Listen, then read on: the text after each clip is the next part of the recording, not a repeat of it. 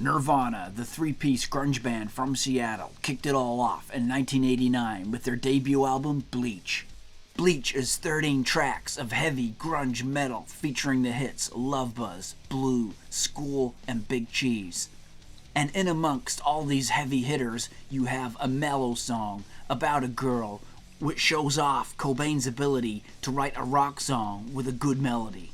A technique which he would use more on Nirvana's second studio album, Nevermind. Bleach was released on Sub Pop Records and made for a mere $600. It is Nirvana in your face, real and raw. Nevermind was Nirvana stepping out of the shadows and into the mainstream. Released on major label Geffen Records in 1991, Nevermind has gone on to be Nirvana's most successful selling album, selling over 30 million copies worldwide to date. The songs on the album were more pop, rock, grunge as compared to their first album, Bleach, and seemed to appeal to a wider audience. The leading single from the album, Smells Like Teen Spirit, was a gargantuan of a hit for the band, propelling them into the mainstream and beyond, making Nirvana one of the most popular bands in the world at that time, if not the most popular. With big hits like In Bloom, Come As You Are, Lithium, and the aforementioned Smells Like Teen Spirit, Nevermind had everything going for it, and has been rated by many as one of the greatest albums of all time.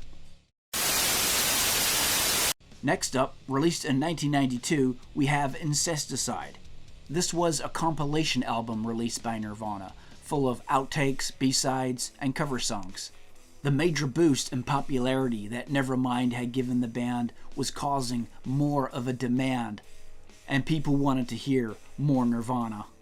All of the tracks on the album were recorded between 1988 and 1991, and included some big hits for the band, including the songs Dive, Sliver, Being a Sun, and Aneurysm.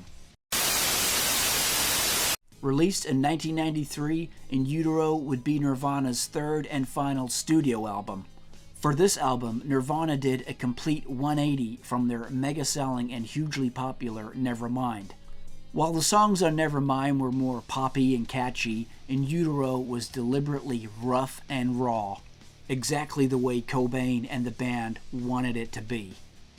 I'm more proud of this record than anything we've ever done. We finally achieved the sound that I've been hearing in my head forever. In Utero is a heavy, beautiful album really, and goes a bit deeper than the previous Nevermind, you might say. Cobain's lyrical content was changing on In Utero. For the first time ever, he wrote and released a song based off of a book. Do you ever use what you read in any of your songs?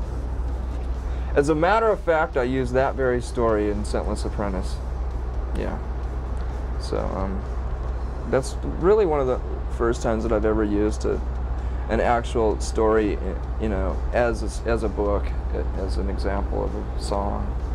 You know, I've always tried to stay away from that, but now that I'm running out of ideas more and more, I tend to do that. And wrote the song Frances Farmer Will Have Her Revenge on Seattle on former Hollywood actress Frances Farmer. The songs were deep and meaningful, and an album not necessarily full of huge hits, although you did have some very successful songs from In Utero, including Heart-Shaped Box, Penny Royalty, and All Apologies. This album showed the band really had depth and had something to say, and that all three members were very talented musicians who could go to different places musically if they had to. As Kurt Cobain said himself, it was the exact album that he wanted to make.